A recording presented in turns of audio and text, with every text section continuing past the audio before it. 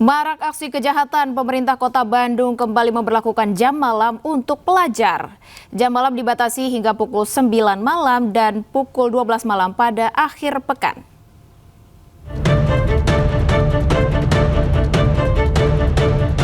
Aksi kejahatan jalanan serta tawuran antar geng motor semakin marak terjadi di Kota Bandung yang melibatkan pelajar mulai dari kalangan SMP hingga SMA. Karena situasi yang semakin meresahkan banyak pihak, pemerintah Kota Bandung kembali memberlakukan jam malam untuk para pelajar. Kebijakan jam malam ini akan berlaku permanen sebagai bagian dari upaya untuk menekan angka kriminalitas. Pemkot Bandung menegaskan penerapan jam malam bukan karena pelajar dianggap sebagai pelaku kejahatan, namun untuk melindungi pelajar agar tidak terlibat maupun menjadi korban tindak kriminal yang kerap terjadi pada malam hari. Sekarang mah jadinya permanen. Kemarin kan sempat lu sebentar ya karena masa libur. Sekarang jadi akan dikuatkan lagi. Ini tujuannya apa? Bukan menganggap bahwa pelaku pasti pelajar, justru untuk menghindarkan jangan sampai pelajar terpengaruh untuk menjadi pelaku atau yang lebih mengerikan lagi justru menjadi korban. Penerapan jam malam bagi pelajar dimulai pukul 21 waktu Indonesia Barat. Khusus pada malam akhir pekan, pelajar diberikan toleransi untuk berada di luar rumah hingga pukul 12 malam. Dari Bandung, Jawa Barat, Billy Maulana Finkran, iNews melaporkan. Marak aksi begal di Jawa Barat, Gubernur Deddy Mulyadi gelar sayembara tangkap begal berhadiah hingga 50 juta rupiah. KDM juga meminta polisi meningkatkan patroli.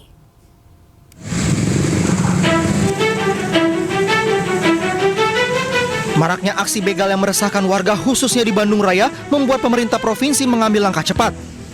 Melalui akun Instagramnya, Gubernur Jawa Barat Deddy Mulyadi meminta Polda Jawa Barat meningkatkan patroli di kawasan rawan kriminalitas. Pemprov juga berkoordinasi dengan Polda Metro Jaya untuk memperkuat pengamanan di wilayah Bekasi dan Depok. Deddy Mulyadi juga mengumumkan sayembara dengan hadiah hingga 50 juta rupiah bagi warga yang berhasil menangkap pelaku begal dalam keadaan hidup. Saya memberikan sayembara pada seluruh warga Jabar yang bisa melumpuhkan maling, copet, jamret, begal, rampok. Kami siapkan hadiah dari 5 sampai 50 juta.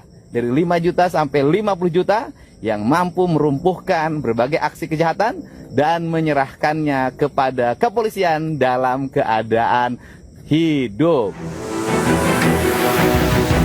Pernyataan warga boleh menindak tegas dan boleh melawan begal juga disampaikan oleh Kabid Humas Polda Jabar, Kombes Pol Hendra Rohmawan. Perintah Pak Kapolda untuk tidak tegas dan jelas ya. Dan ini tidak hanya kepada polisi, kepada masyarakat pun boleh. Ya, pada masyarakat boleh dengan catatan tadi itu ya juga tegas terukur ya. Jangan sampai matilah bahasanya ya. Jadi kita sampaikan seperti itu dan terima kasih karena tadi saya katakan di awal terima kasih sekali pada masyarakat yang telah memposting itu kepedulian kepada masyarakat dan upaya kita di dini hari ini tentu akan kita lakukan CP yang sangat harus sesuaikan dengan waktunya. Ya berarti pagi pukul 12 sampai jam dini hari ini merupakan jam-jam yang rawan akan kita perbanyak ini personilnya, utamanya jam-jam libur ini. Dengan peningkatan patroli dan keterlibatan aktif masyarakat, diharapkan aksi begal yang meresahkan dapat ditekan dan tidak lagi memakan korban. Dari Bandung, Jawa Barat, Ervan David, iNews melaporkan. Tak hafal perkalian, sejumlah siswa SD di Lubuk Linggau, Sumatera Selatan diduga dianiaya gurunya. Korban dipukul menggunakan mistar kayu hingga terluka.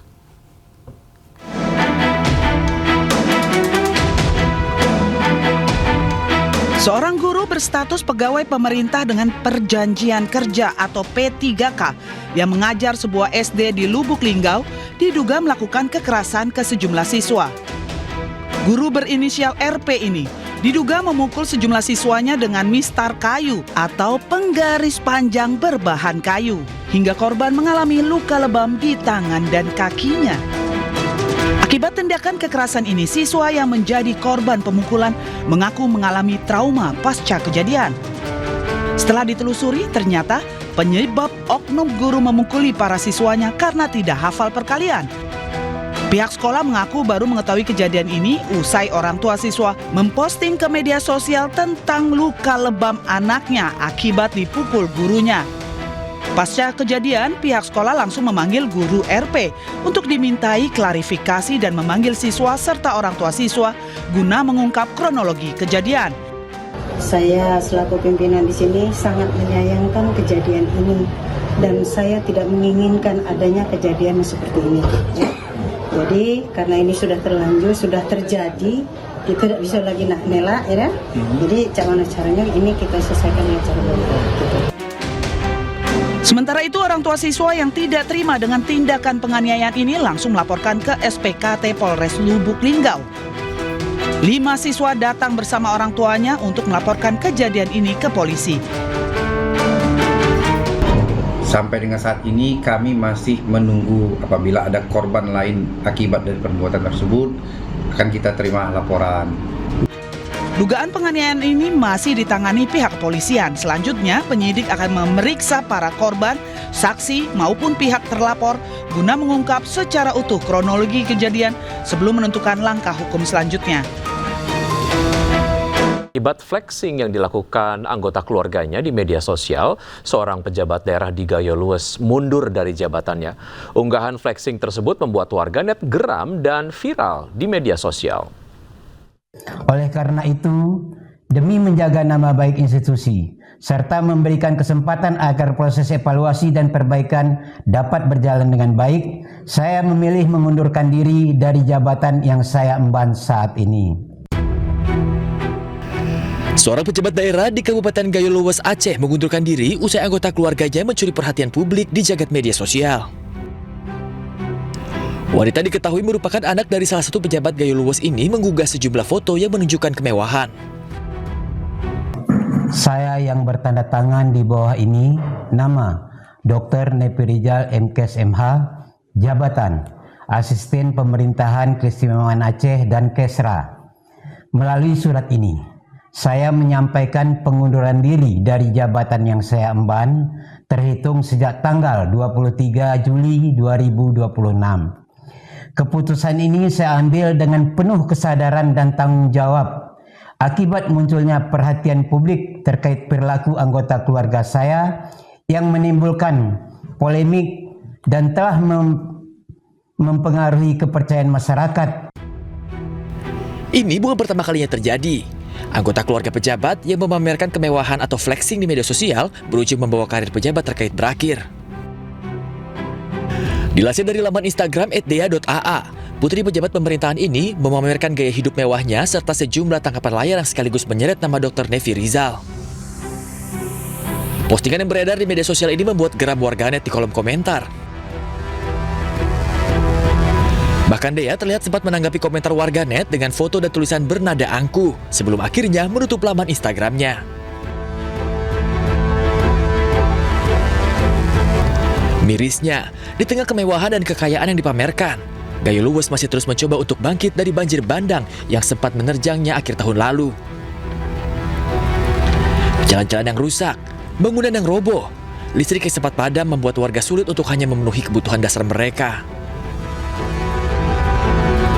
Di saat rakyat berusaha bertahan, ada pejabat yang justru mempertontonkan kemewahan. Ini menjadi gambaran bahwa kekuasaan tanpa empati hanya menjadi ironi. Tim Liputan, A-News melaporkan. Tim penyidik Kejaksaan Tinggi Sulawesi Utara menggeledah rumah mewah di kawasan Bahumol, Kota Manado. Penyidik menemukan uang tunai 18 miliar rupiah serta emas 85 gram.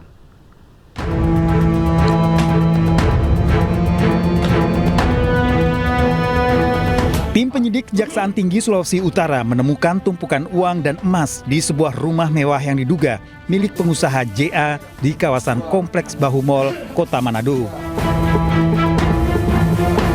JA merupakan seorang pengusaha terkenal yang saat ini menjabat sebagai Ketua Kadin Manado periode 20.025 hingga 20.030.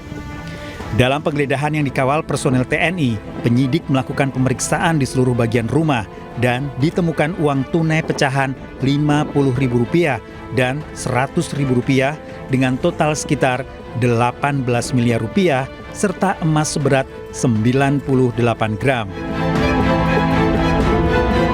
Penggeledahan ini diduga berkaitan dengan penyidikan kasus dugaan korupsi pengelolaan tambang emas yang sebelumnya telah menjerat 3 tersangka.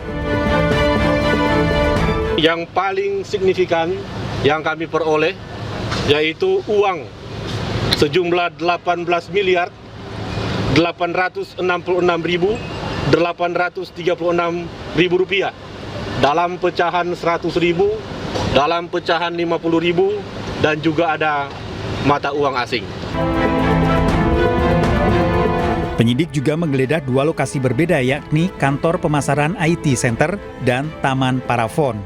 Usai penggeledahan, penyidik membawa 9 box berisi uang tunai dan dokumen berkaitan dengan perusahaan dibawa ke Kejati, Sulawesi Utara. Pemilik rumah akan segera diperiksa.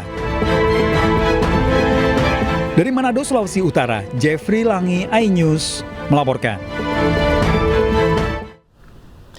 Mahkamah Konstitusi mengabulkan sebagian permohonan uji materi terkait dengan kuota internet hangus.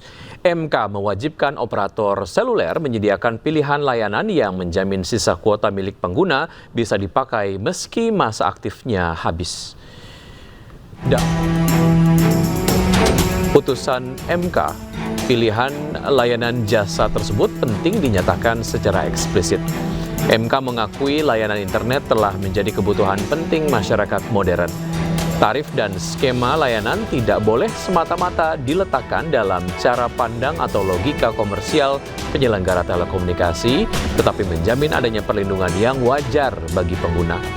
Penyelenggara telekomunikasi juga diminta menyediakan kanal yang memudahkan pengguna memantau penggunaan termasuk sisa kuota layanan yang telah dipilih. Sisa kuota yang belum digunakan tetap memiliki nilai ekonomi karena pengguna telah membayar demi memperoleh akses layanan dalam volume tertentu.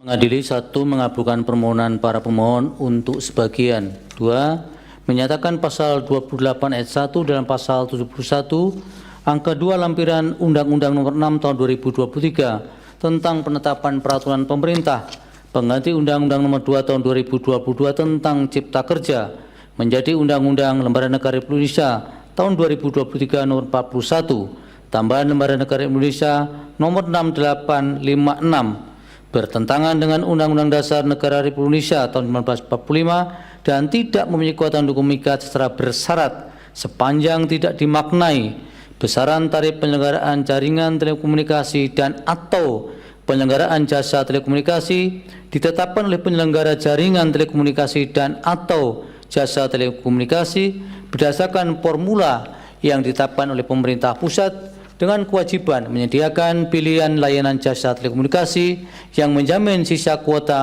milik pengguna jasa telekomunikasi tetap aktif dan dapat digunakan. 3. Memerintahkan pemuatan putusan ini dalam Berita Negara Republik Indonesia sebagaimana mestinya. 4. Menolak permohonan para pemohon untuk selain dan selebihnya. Pemirsa, setelah Pengadilan Negeri Jakarta Timur mengabulkan eksepsinya, terdakwa pencemaran baik dan fitnah ijazah palsu Jokowi, Dr. Tifa, memastikan tetap akan memperjuangkan kebenaran terkait dengan pembuktian ijazah Jokowi. Tifa tetap akan berjuang membuktikan hasil penelitiannya mengenai ijazah Jokowi. Dengan demikian sidang selesai dan ditutup.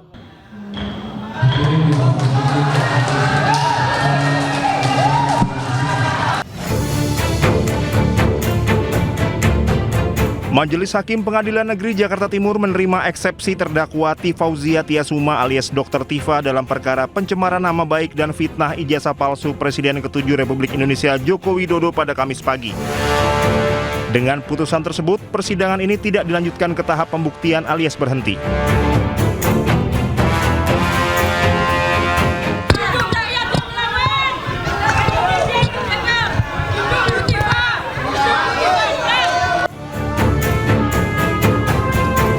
Setelah mendengarkan pengucapan putusan, Dr. Tifa menyatakan putusan ini tidak menyurutkan langkahnya untuk membongkar perkara ijazah Jokowi. Tifa tetap akan berjuang membuktikan hasil penelitiannya mengenai ijazah Jokowi. Tifa menambahkan perjuangan ini merupakan bentuk komitmen dari awal dirinya bersama tim kuasa hukum termasuk Roy Suryo yang juga terseret kasus ijazah Jokowi. seluruh rakyat Indonesia, percayalah bahwa keputusan dari Majelis Hakim pada hari ini untuk menerima eksepsi kami tidak menyurutkan langkah saya, tidak menyurutkan langkah kami untuk terus memperjuangkan kebenaran, terutama terkait dengan persoalan yang selama ini sudah menjadi beban bagi seluruh bangsa Indonesia terkait dengan otentitas dari ijazah yang selama ini menjadi polemik. Sehingga apa? Sehingga ke depan kita tidak perlu harus menemui persoalan ini lagi pada presiden-presiden maupun pejabat-pejabat berikutnya. Ini yang paling pokok. Dengan batal demi hukum ini, apa yang dimaknai apa? Bahwa perkara ini tidak layak dipersidangkan. Ini bukan perkara pidana. Mau dibuat apapun pasti akan membingungkan kalau dibuat pidana. Bayangkan saja bagaimana kita tidak bingung. Adanya suatu wawancara dengan Aiman Wicaksono yang itu hanya dilakukan dalam bentuk pemusatan atau fokus pada foto, ya, itu dikatakan perbuatan pidana mengubah, merusak. Bagaimana? Ijazah yang otentik. Bagaimana? Sebelumnya, Majelis Hakim Pengadilan Negeri Jakarta Timur menerima eksepsi terdakwa Tifauzia Tiasuma alias Dr. Tifa dalam perkara pencemaran nama baik dan fitnah ijazah palsu Jokowi pada Kamis pagi. Persidangan ijazah ini tidak dilanjutkan ke tahap pembuktian. Majelis Hakim menyatakan berkas perkara Dr. Tifa beserta seluruh barang bukti harus dikembalikan kepada jaksa penuntut umum.